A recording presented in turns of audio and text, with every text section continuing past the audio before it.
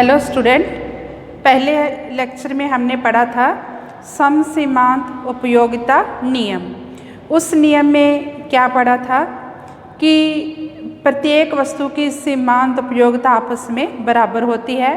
उपभोक्ता अपनी आय को विभिन्न वस्तुओं पर इस प्रकार खर्च करता है कि प्रत्येक वस्तु पर खर्च की गई अंतिम इकाई से मिलने वाली सीमांत उपयोगिता बराबर हो जाए।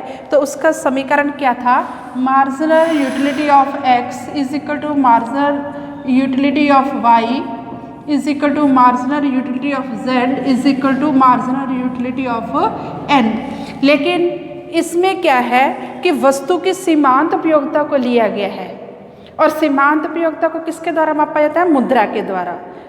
तो किसी वस्तु के लिए व्यक्ति जितनी मुद्रा पे करता है वस्तु की एक इकाई के लिए, वो उसकी सीमांत उपयोगिता होती है। ये पहले हम पढ़ चुके हैं। लेकिन मुद्रा का मूल्य स्वयं स्थिर नहीं रहता और इस नियम में हालांकि मुद्रा को तो लिया गया है, लेकिन जब भी कोई व्यक्ति अपनी इनकम को विभिन्न वस्तुओं पर खरीदता है तो सबसे पहले उसकी कीमत ज्ञात करता है। तो इस सिद्धांत में वस्तु की कीमत को नहीं लिया गया और ना ही ये लिया गया है कि अधिकतम संतुष्टि प्राप्त करने के लिए उपभोक्ता की जो इनकम होती है उसके प्रतिबंध को नहीं लिया गया। यानी इस समसीमांत उपयोगिता नियम की जो हमने व्याख्या पढ़ी है उसमें वस्तुओं की सीमांत उपयोगिता को बराबर करने का प्रयास किया गया है, लेकिन ना तो वस्तु की कीमत को शामिल किया गया है और ना ही उपभोक्ता की आय को। तो इसमें क्या है कि अब हम करते हैं समसीमांत उपयोगिता नियम की आधुनिक व्याख्या। जो आधुनिक व्याख्या है उसको अनुपातिक सीमांत उपयोगिता नियम भी कहा जाता है, क्योंकि इसमें वस्तु की सीमांत उपयोगिता और उस वस्तु की कीमत के अनुपात को लिया गया है। और जो पहले हमने नियम पढ़ा समसीमांत उपयोगिता नियम, उसमें हमने एक एग्जाम्पल लिया था, गेहूं, चावल और चीनी की सीमांत उपयोगिता को लिया गया था।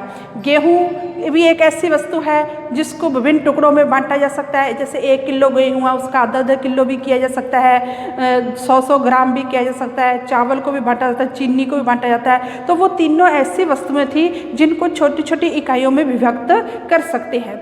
लेकिन आम जीवन में क्या होता है कि वस्तु विभाज्य भी होती हैं जिसको बांटा जा सकता है, और कुछ वस्तु होती हैं टिकाऊ वस्तुएं जिनको हम विभाजित नहीं कर सकते, उसकी पूरी इकाई का उपभोग करना पड़ता है।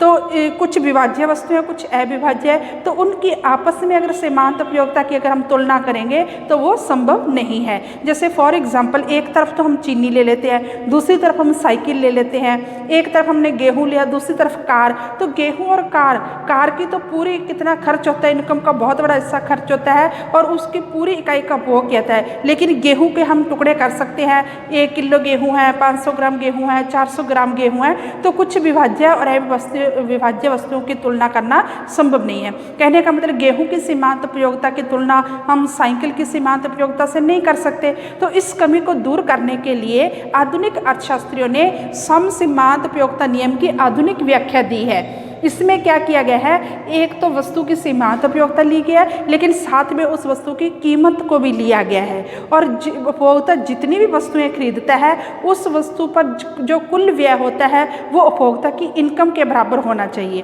तो इस नियम की 2 शर्तें हैं जो कि अब हम पढ़ेंगे। तो पहले हम इसकी परिभाषा करते हैं। ये नियम क्या है?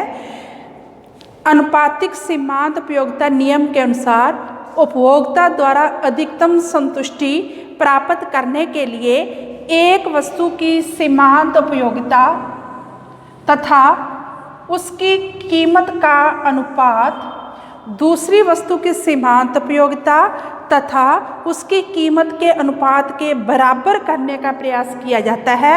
इसी कारण इसे अनुपातिकता का नियम कहा जाता है। यानी इस नियम की 2 शर्तें हैं। मान लो उपभोक्ता XYZ वस्तुओं का उपभोग कर रहा है, तो वो अधिकतम संतुष्टि प्राप्त करने के लिए इसके लिए 2 समीकरण पूरे होने जरूरी हैं। वो कौन से हैं? मार्जिनल यूटिलिटी ऑफ एक्स बटे पी एक्स, यानी एक्स वस्तु की सीमांत उपयोगिता और एक्स वस्तु की कीमत का अनुपात वाई वस्तु की सीमांत उपयोगिता और कीमत के अनुपात के बराबर हो, यानी सभी वस्तुओं की सीमांत उपयोगिता और उसकी कीमत का अनुपात आपस में बराबर हो, तभी जो उपभोक्ता अधिकतम संतुष्टि प्राप्त करेगा। लेकिन दूसरी शर्त क्या है कि Q x into P x, Q quantity of x, P price of x. जैसे एक्स वस्तु खरीदी तो उसने मान लो जितनी इकाइयाँ खरीदी है उसको कीमत से गुना कर देंगे तो एक्स वस्तु पर किया गया कुल व्यय आ जाएगा। ये वाई वस्तु पर किया गया कुल व्यय, जेड वस्तु पर जितनी भी वस्तुएं खरीदी हैं उसने, उस पर जितना खर्च किया गया है उसका जोड़ किसके बराबर हो? I for income. तो ये दोनों शर्तें यहाँ पूरी होंगी, उसको ही समसीमांत उपयोगिता नियम की आधुनिक व्याख्या कहा जाता है, या इसको अनुपातिक सीमांत उपयोगिता नियम भी कहा जाता है, क्योंकि इसमें वस्तु की कीमत, वस्तु की सीमांत उपयोगिता और कीमत के अनुपात को लिया गया है। इंग्लिश में इसको क्या कहते हैं? Modern interpretation of the law of equal marginal utility, या इसको क्या कहते हैं? Law of proportional marginal utility, क्योंकि इसमें कि वस्तु की सीमांत उपयोगिता और कीमत के अनुपात को लिया गया है, इसलिए इसको अनुपातिकता का नियम भी कहा जाता है। अब हम इसको एक एग्जाम्पल की सहायता से समझने का प्रयास करेंगे।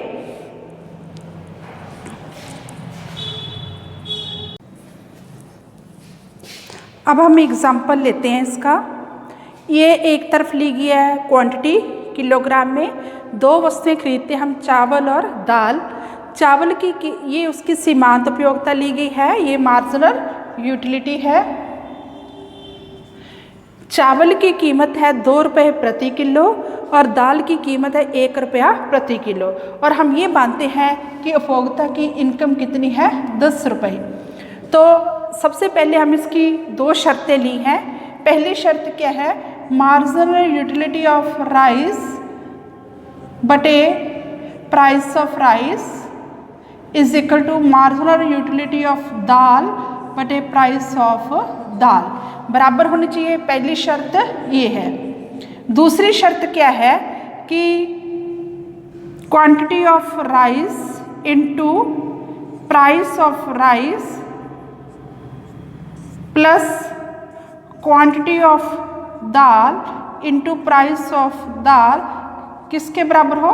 इनकम के। यानी ये राइस पे कितना खर्च किया गया वो आ जाएगा, ये दाल पे वो इनकम के बराबर होना चाहिए। अब हम पहली शर्त को रहते हैं, ये मार्जिनल यूटिलिटी को प्राइस से डिवाइड करते हैं। 20 को 2 से डिवाइड किया कितना आ गया? 10। 18 को 2 से डिवाइड किया गया 9। 14 को 2 से डिवाइड किया 7। 10 को 2 से डिवाइड किया 5, यहाँ पे 2। इधर इसको डिवाइड करते हैं 1 से, 15, 13, 10, 7, 2। अब देखो ये कंडीशन कहाँ पूरी हो रही है? एक तो 7 ये रहा और एक 7 ये रहा, ठीक है। कहने का मतलब चावल की अगर हम 3 इकाइयाँ खरीदें और दाल की 4 इकाइयाँ खरीदें तो दोनों की सीमांत उपयोगिता और कीमत का अनुपात आपस में बराबर होगा। दूसरी शर्त यहाँ भी देखो, अगर हम ये 2 है और ये भी 2 है, अगर हम चावल की 5 इकाइयाँ और दाल की भी 5 इकाइयाँ खरीदें तो भी सीमांत उपयोगिता और कीमत का अनुपात आपस में बराबर होगा।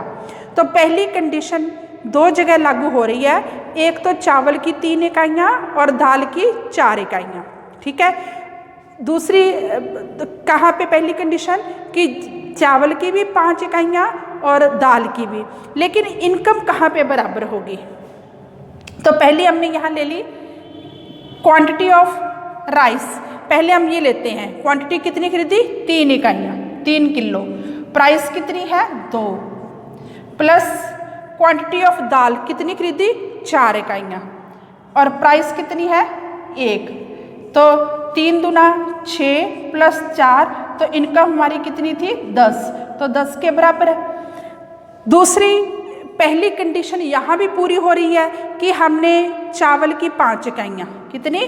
5 × 2, ठीक है, प्लस और दाल की भी 5 इकाइयाँ, 5 इंटू 1, तो ये कितना आ गया 5 दूनी 10 और ये 5 कितना आ गया 15। तो इसका मतलब अगर हम राइस की 3 और दाल की 4 इकाइयाँ खरीदते हैं तो हमारी ये दूसरी कंडीशन भी फुलफिल होगी। तो इसका मतलब यहाँ क्या करेंगे, marginal utility of rice 14/2 is equal to marginal utility of dal बटे 1, तो ये कितना बराबर होगा, ये भी 7 आ गया, तो ये आपस में बराबर है, 7 बराबर है। पहली कंडीशन 2 जगह पूरी हो रही थी, लेकिन दूसरी कंडीशन तभी पूरी होगी जब हम राइस की 3 इकाइयाँ और दाल की 4 इकाइयाँ खरीदेंगे। लेकिन अगर हम चावल की 5 इकाइयाँ खरीद रहे हैं और दाल की भी 5 इकाइयाँ खरीद रहे हैं, पहली कंडीशन तो पूरी हो रही है, लेकिन दूसरी कंडीशन क्या है कि वो इनकम से ज़्यादा खर्च हो जाएगा। तो कहने का मतलब अनुपातिकता का नियम क्या बताता है कि उपभोक्ता अधिकतम संतुष्टि प्राप्त करने के लिए एक वस्तु की सीमांत उपयोगिता और कीमत के अनुपात को अन्य वस्तुओं की सीमांत उपयोगिता और कीमत के अनुपात के बराबर करना चाहता है, और दूसरी तरफ इस नियम में आय के प्रतिबंध को भी ध्यान में रखा जाता है। कहने का मतलब उपभोक्ता विभिन्न वस्तुओं पर इस प्रकार अपनी इनकम खर्च करता है कि विभिन्न वस्तुओं पर जो व्यय किया गया है उसका जोड़ किसके बराबर हो, इनकम के बराबर। तो इसे ही सम सीमांत उपयोगिता नियम की आधुनिक व्याख्या या अनुपातिकता का नियम कहा जाता है। तो थैंक्स स्टूडेंट्स।